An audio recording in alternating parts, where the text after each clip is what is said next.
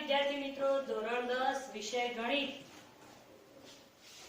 પ્રકરણ 14 આંકડાશાસ્ત્ર ભાગ 5 જોઈએ આપણે એની અંદર મધ્યસ્થની વાત કરીએ। અગાઉ આપણે મધ્યક અને બહુલકની વાતો કરી। હવે મધ્યસ્થને દર્શાવવા માટે કેપિટલ M સંકેત વપરાય છે। એમાં જોઈએ અવર્ગીકૃત માહિતીનો મધ્યસ્થ આપણે ધોરણ 9 માં અભ્યાસ કરેલો છે। થોડું પુનરાવર્તન કરીએ અને પછી આગળ વર્ગીકૃત માહિતીના મધ્યસ્થની વાત કરીએ। તો માહિતીના અવલોકનોને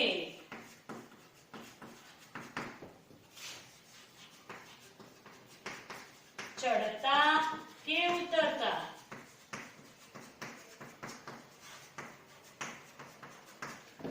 ક્રમમાં ગોઠવતો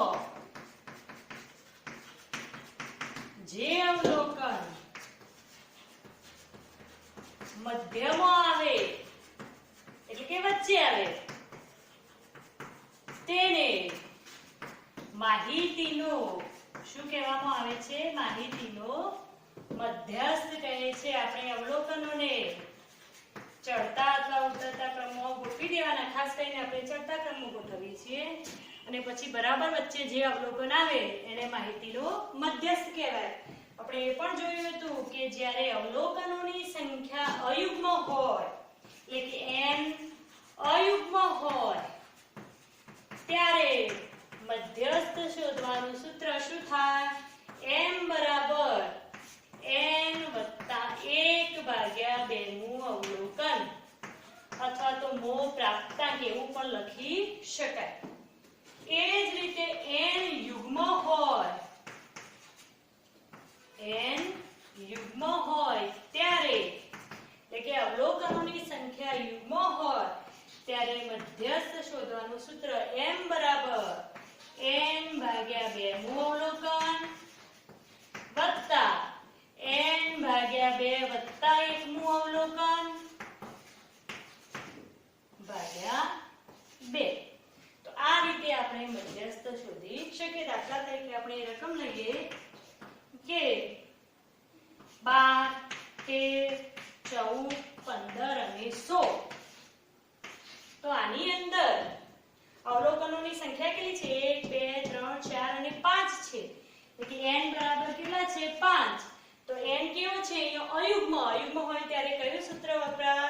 n + 1 ભાગ્યા 2 નું અવલોકન।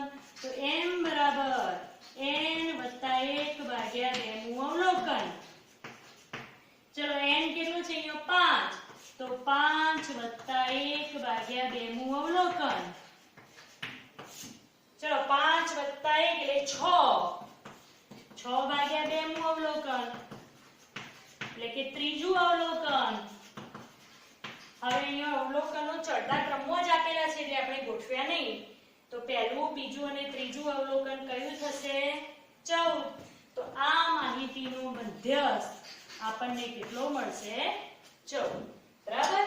એ જ રીતે બીજું એક ઉદાહરણ લઈએ। ચલો રકમ લઈએ 34, 22, 11, 49, 9, 69 આવી એક રકમ છે। બરાબર? હવે આપણે આનો મધ્યસ્થ શોધવો છે। અહીંયા અવલોકનો ચડતા ક્રમમાં આપેલા નથી તો પહેલા અવલોકનોને ચડતા ક્રમમાં ગોઠવતો, ના આપ્યા હોય તો ફરજિયાત ગોઠવવા પડે। ચલો શું થશે? પહેલું અવલોકન થશે 9, પછી 11, પછી 22, 34, 49 અને 69। કેટલા અવલોકનો છે? 1, 2, 3, 4, 5 અને 6। n બરાબર 6 હોય ત્યારે કયું સૂત્ર વપરાશે? યુગ્મ સંખ્યાઓ માટેનું કે m બરાબર n ભાગ્યા 2 નું અવલોકન વત્તા n ભાગ્યા 2 વત્તા 1 આ અલગથી છે। અહીંયા n વત્તા 1 ભાગ્યા 2 નથી, પહેલા n ભાગ્યા 2 કરવાના પછી એમાં 1 ઉમેરવાનું નું અવલોકન ભાગાકારમાં 2। ચલો આની અંદર કિંમતો મૂકીએ। ચલો n કેટલો છે? 6।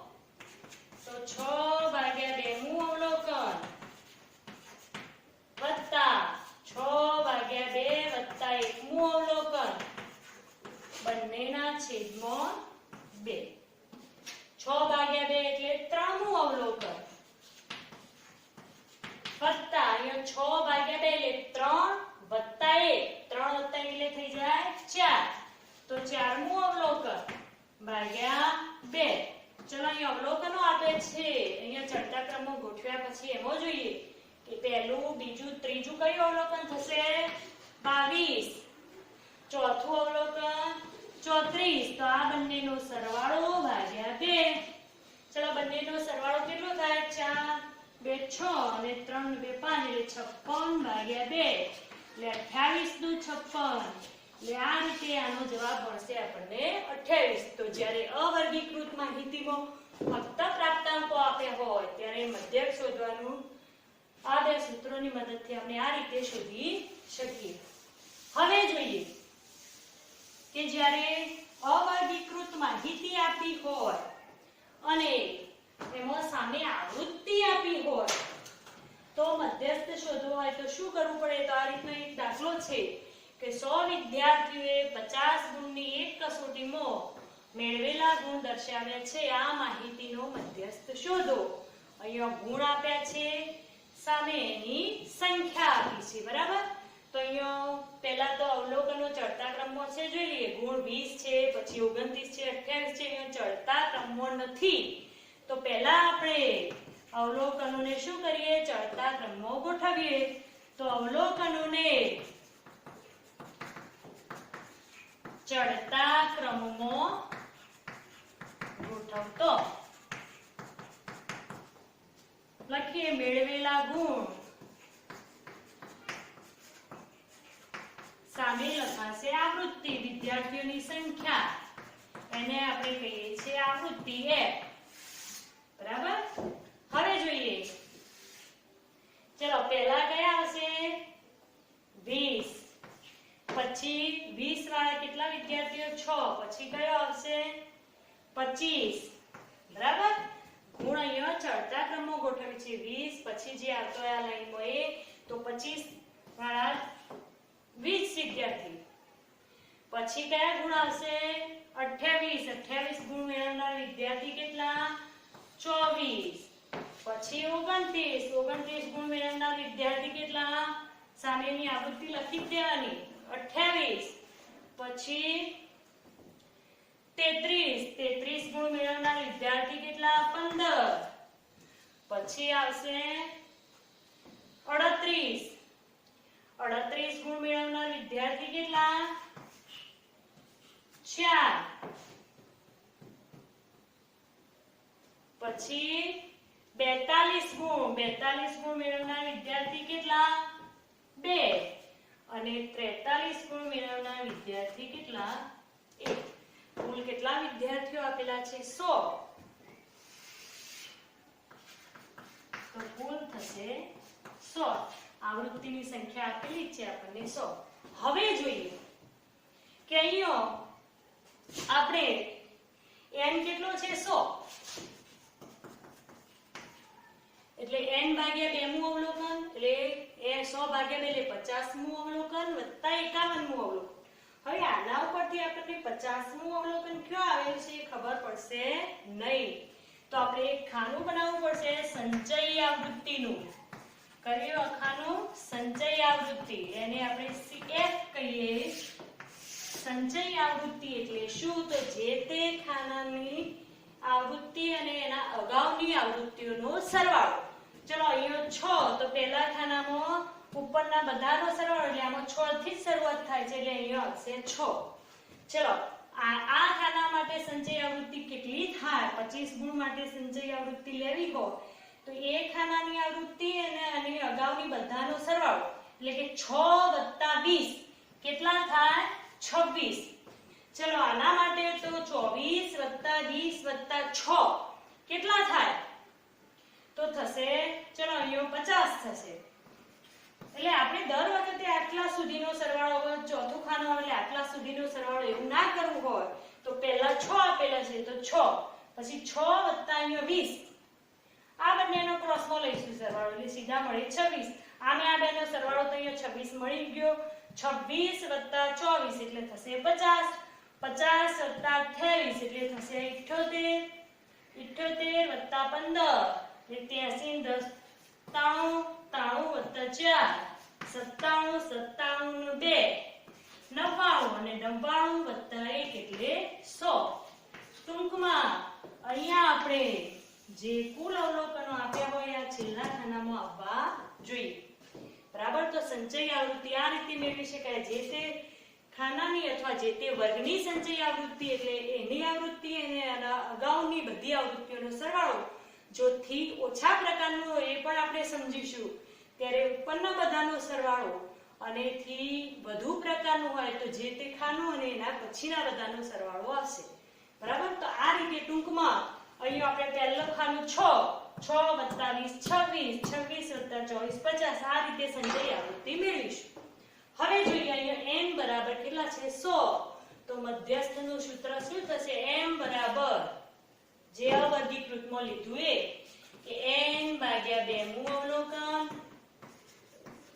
વત્તા n ભાગ્યા 2 વત્તા 1 મું અવલોકન ભાગ્યા 2. ચલો n કેટલા છે અહીંયા 100 તો 100 ભાગ્યા 2 મું અવલોકન વત્તા 100 ભાગ્યા 2 વત્તા 1 મું અવલોકન ભાગ્યા 2. 100 ભાગ્યા 2 એટલે થશે 50 તો 50 મું અવલોકન વત્તા ચલો 100 ભાગ્યા 2 એટલે 50 વત્તા 1 એટલે 51 મું અવલોકન ભાગ્યા 2. હવે જોઈએ 50 મું અવલોકન તો 50 કયો સમાયેલા છે જોઈએ અહીંયા તો 6 સુધી એટલે કે 1 થી લઈને 6 સુધી જોવા હોય તો અહીંયા જોવાના. પછી 7 થી 26 સુધી અહીંયા 27 થી 50 સુધી અહીંયા તો 50 મું અવલોકન અહીંયા સમાયેલું છે. તો એનો xi એટલે કે મેળવેલા ગુણ કેટલા છે 50 વાળાના 28 એટલે 50 મું અવલોકન કયું આવશે અહીંયા આપણે 28 વત્તા 51 મું. ચલો અહીંયા 50 સુધી લેવાય 51 મું અવલોકન કયો જશે નીચેના ખાનામાં અહીંયા 78 સુધી આવશે એટલે 51 મું આમ જ સમાયેલું છે. તો એનો xi મેળવેલા ગુણ કેટલા છે 29 તો 51 મું અવલોકન કયું થશે 29 ભાગ્યા 2. ખબર પડી 50 મું અવલોકન એટલે 50 સંચય આવૃત્તિ જે ખાનાની હોય અથવા તો 50 જેમાં સમાયેલા હોય. ધારો કે અહીંયા 51 આમાં સમાયેલા છે 51 થી લઈ અને 78 સુધી અહીંયા આવશે એટલે 50 વાળા ગુણ કેટલા 28 અને 51 મું અવલોકન કયો છે અહીંયા એના ગુણ થશે 29. 28 વત્તા 29 એટલે 9 8 17 નો 7 વધી 1 એટલે 57 ભાગ્યા 2 એટલે 28.5. તો આનો મધ્યસ્થ આપણને મળ્યો 28.5.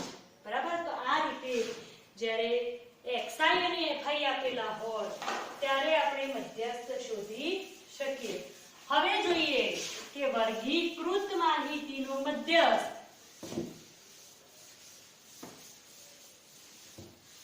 તો વર્ગીકૃત માહિતીનો મધ્યસ્થ શોધવાનું સૂત્ર છે વર્ગીકૃત માહિતીનો મધ્યસ્થ. તો m બરાબર l વત્તા n/2 - cf/f ગુણ્યા h. બરાબર. હવે જોઈએ કે અહીંયા મધ્યસ્થ વર્ગની જરૂર પડશે એટલે મધ્યસ્થ વર્ગ કઈ રીતે શોધીશું તો આપણે n/2 કરીશું અને જે જવાબ મળે એ કિંમત કરતો તરતની મોટી સંચય આવૃત્તિ એ જે ખાનામાં સમાયેલી હશે જે વર્ગમાં સમાયેલી છે એ વર્ગ શું થઈ જશે મધ્યસ્થ વર્ગ. એટલે n/2 કરતો તરતની મોટી સંચય આવૃત્તિ જે વર્ગમાં હોય તે વર્ગને શું કહીએ છીએ આપણે મધ્યસ્થ વર્ગ કહે છે. બરાબર. તો આપણે પહેલા એ રીતે મધ્યસ્થ વર્ગ નક્કી કરીશું. પછી એટલે l ની તો l એટલે શું અહીંયા તો મધ્યસ્થ વર્ગની શું થશે અધસીમા. l એટલે મધ્યસ્થ વર્ગની અધસીમા n/2 આપણે પહેલા શરૂઆતમાં મેળવી વ્યાજ હશે. CF એટલે મધ્યસ્થ વર્ગની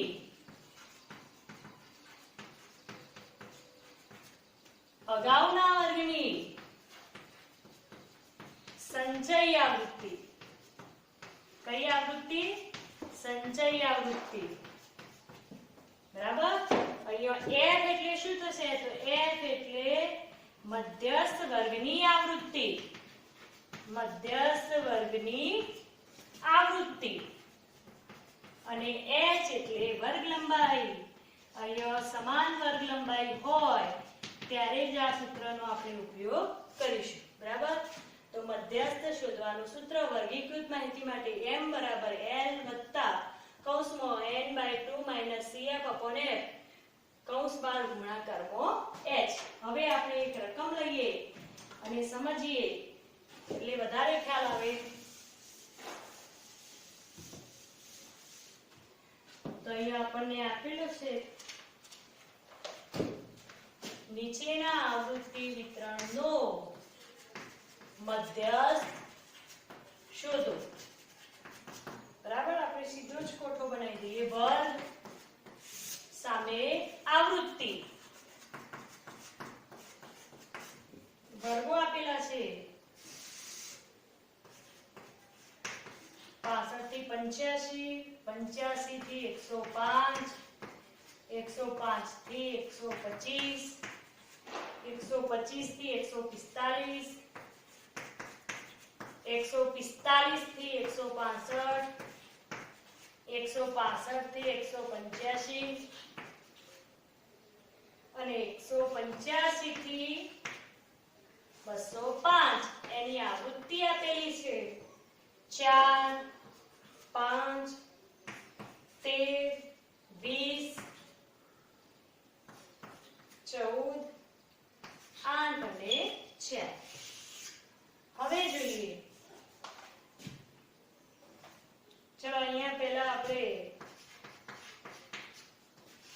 મધ્યસ્થ વર્ગની સંચય આવૃત્તિની જરૂર પડશે. એટલે સંચય આવૃત્તિનું ખાનું બનાવી દઈએ. સંચય આવૃત્તિ CF. ચલો પહેલા ખાના માટે 4. હવે અગાઉ વાત કરીએ જ રીતે કે આ ખાના આ વર્ગ માટે લેવી હોય સંચય આવૃત્તિ તો આ બંનેનો સરવાળો 4 + 5 મળશે 9. ટૂંકમાં આપણે આમ ત્રોસમાં સરવાળો કરીશું એટલે અગાઉનો સરવાળો અહીંયા આવી ગયેલો જ હોય. આ બંનેનો અહીંયા હોય જ એટલે પછી સીધા 13 જ ઉમેરવાના રહે.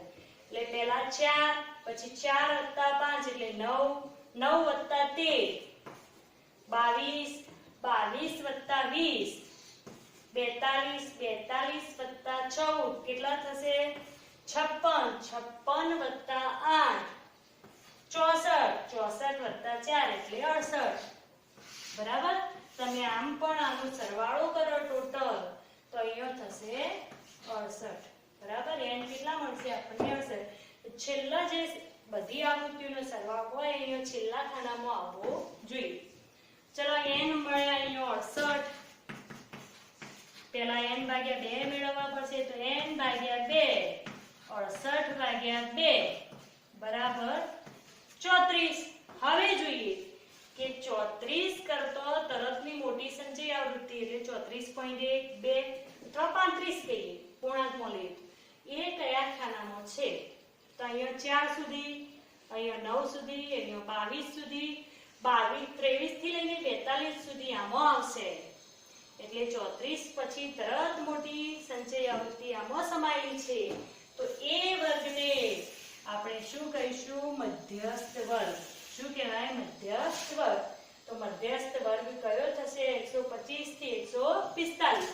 તો મધ્યસ્થ વર્ગ બરાબર 125 થી 145. ચલો L એટલે આપણે સૂત્રની અંદર L ની જરૂર પડશે, CF ની જરૂર પડશે, F ની જરૂર પડશે.